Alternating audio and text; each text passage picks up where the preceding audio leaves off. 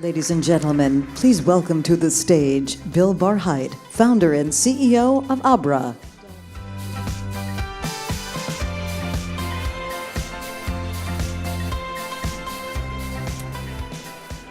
All right, good afternoon. So I'm going to take 10 minutes to give you a treatise on the future of banking. So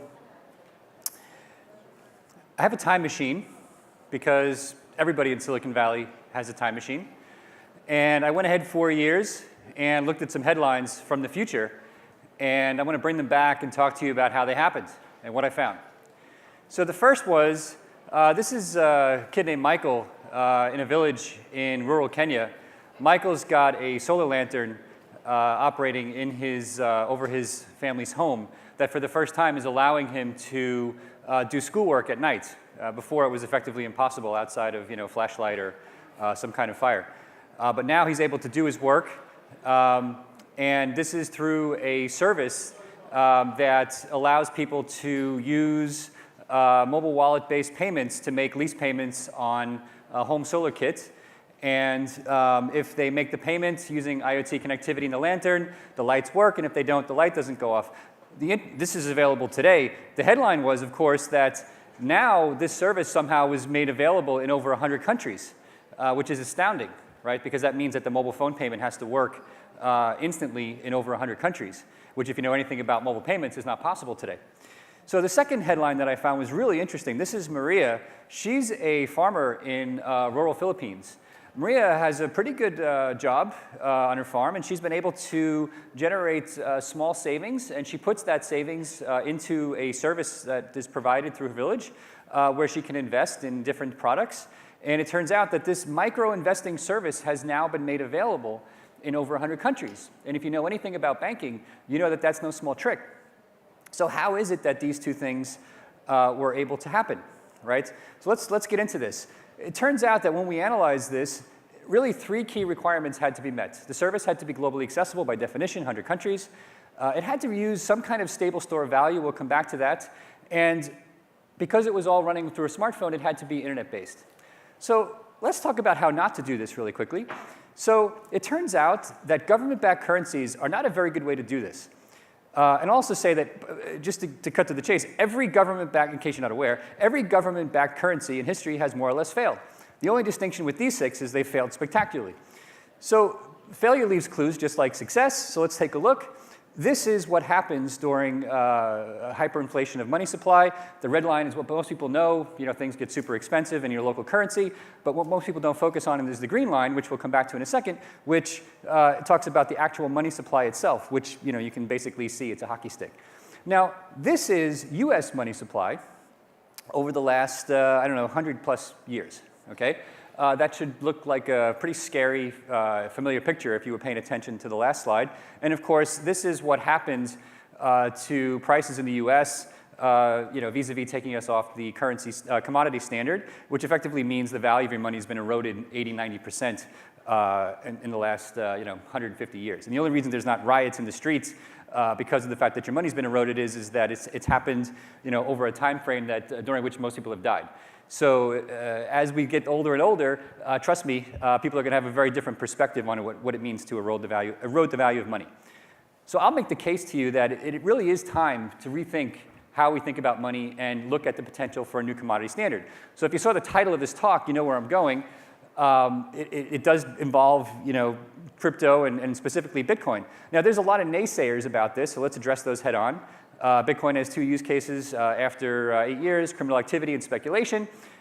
Now I went back to I was at Netscape in the 90s, those of you remember the early .com days, and there was just as many naysayers then about the internet, porn and gambling is all it was, and as there is for Bitcoin now.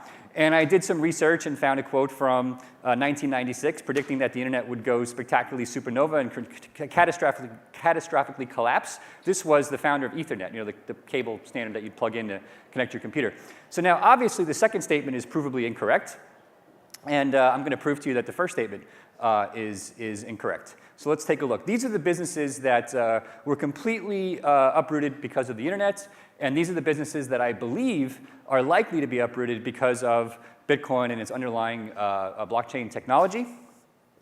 Now everybody focuses on the market cap. Let's keep in mind that this is a $100 billion asset class that actually just Bitcoin. If you actually include all cryptocurrencies, it's a $200 billion asset class that didn't exist 10 years ago. In all of our collective lifetimes, a new asset class has not been created, in my opinion, before cryptocurrencies, right? It's probably hundreds of years since we've really had a new asset class. That's astounding. But let's put that aside for a second and talk about what really is the killer app for this new asset class. So we've identified three beyond just speculation. I'm going to talk to you quickly about the three, and then we'll come back to the headlines that we talked about at the beginning. The first is cross-border payments. Remittances are a huge business, $1 trillion a year on and off the grid. We've done the research on this, and if you were to replace the centralized banking-based settlement of these transactions, at least 2 to 3% would go back into the pockets of migrant workers, okay? It's not hard to do, right? That's even with the limited liquidity of cryptocurrencies today, it would immediately put $20 billion back into the hands of migrant workers in our research. We've tested a service that actually does this as a small startup. It works great, okay? You can read more about how it works online. The second is decentralized investing. Now, we talked about how Maria was putting money into a savings contract. In the US, we know things like ETF give us various exposure to different types of assets using centralized custody.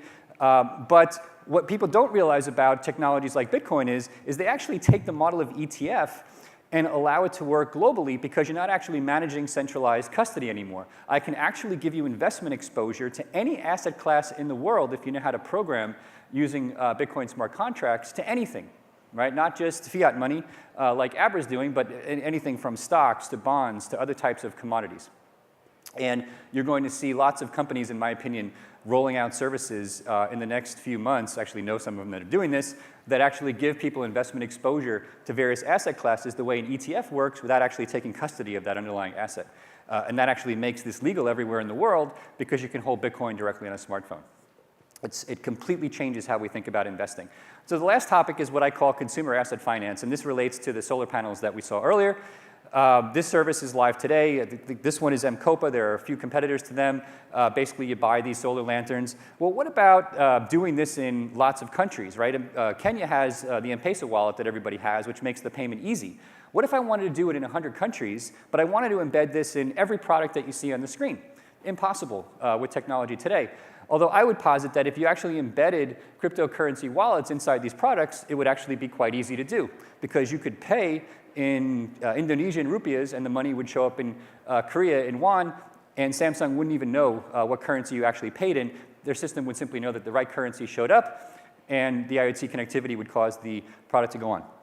So we've actually entered into an agreement with Foxconn, who's made an investment in my company, explicitly to build this out, this IoT / always-on leasing stack out globally over the next several years. So I've just now showed you three applications that, in my opinion, cannot be done any other way, and I've tried for a decade, without the existence of Bitcoin and its underlying cryptocurrency technology. So when people tell you that this is all about speculation and it's stuff like that, you can now say you've actually seen some real-world applications that actually can't be done without a globally accessible, eventually stable store of value, internet-based technology like Bitcoin. So that's the future of banking in 10 minutes. Thanks for your time. We keep on running through a red light like we're shot.